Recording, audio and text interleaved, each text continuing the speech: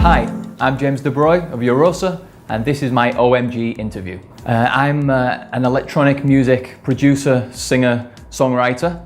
I produce everything myself and perform it. I'm currently about to release a brand new EP entitled Own Me, and the title track will be released at the end of this month. I'm originally from the UK, as some of you will probably be able to tell from the accent, and now live right here in Trinidad.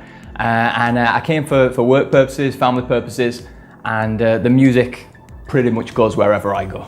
Yeah, my passion is music. I like all styles of music, and that was part of the reason that I wanted a name for this particular electronic project, Yurosa. I sing rock, pop, soul, even a little bit of classical from time to time, but I wanted a name that would just be linked with the electronic pop music that I'm producing and releasing at the moment.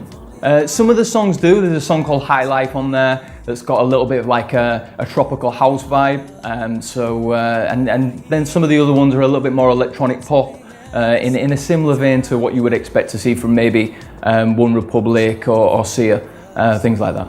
Yeah, I'm originally from Leeds in the UK. So I'd lived there all my life, never really been an option to go anywhere else.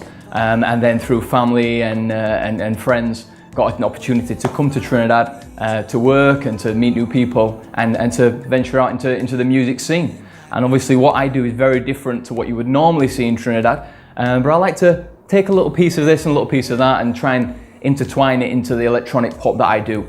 And like to create my own vibe and flavour, really. Music has always been a part of my life, really, since a young age, listening to classic artists such as Michael Jackson, Stevie Wonder, Prince. So those are my influences from a long time. And then my more recent influences are people like John Mayer and Ryan Tedder of One Republic. So quite a bit of electronic and pop vibe there. But yeah, music's always been a part of my life, and I've always performed in bands and solo, written music, and just started producing. This is the first set of music that I've actually written, composed and produced and performed myself. So it's definitely close to my heart, this one, my baby. I wouldn't say difficult, because let's be honest, these days we've got the World Wide Web, wherever you want to produce your music from, you can always find an audience that's going to be interested in what you do. I have to say I have been surprised by the response that I get from my music. Like I said, it's not your typical Caribbean flavour, and there is a bit more of an electronic pop vibe there with tinges of soul and tinges of R&B. But it gets well received when I release a new track online. I get a lot of comments and a lot of people sharing my music and really liking what I do. So I'm pleasantly surprised and pleased with that. I'd say the biggest lesson with regards to producing is just to, when you're first starting out, really take your time. And I do take my time, I go through a number of mixes, because the production side of things is not my first skill or my first love. I've always been a singer first and foremost, and then the songwriting came after that. And then, like I say, more recently, the production side of things, because I really wanted to try and get a sound of my own and something that is linked with that Yurosa feel, and I knew the way to get that was kind of selfishly, in a way, to do everything myself as much as possible. The only other person I work with is a guy called Scott Homer, who records and produces my music videos that can all be viewed online. I really just want to push it as far as I possibly can.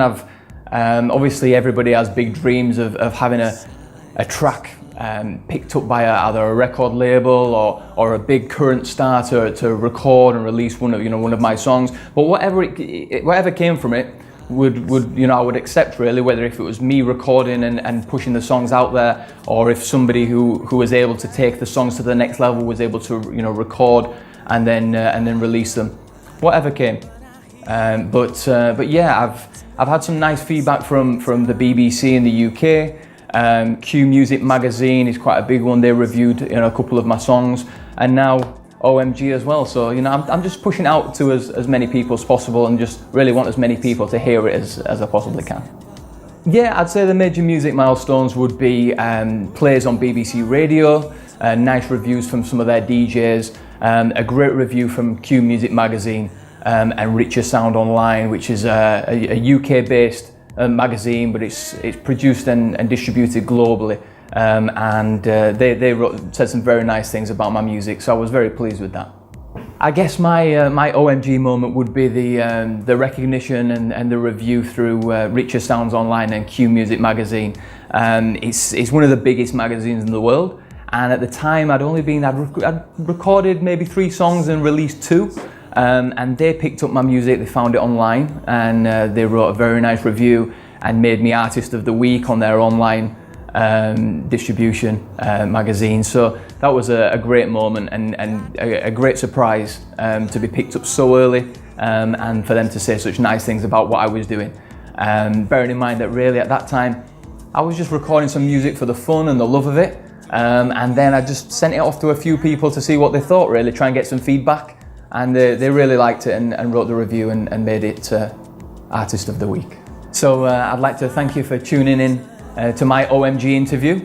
If you want to find out more about myself, James DeBroy, and my project Yurosa, you can find me on Facebook, Instagram, Twitter at the relevant links /Yurosa Music. And then I also have an official website, www.yurosamusic.com. Thanks. God only knows we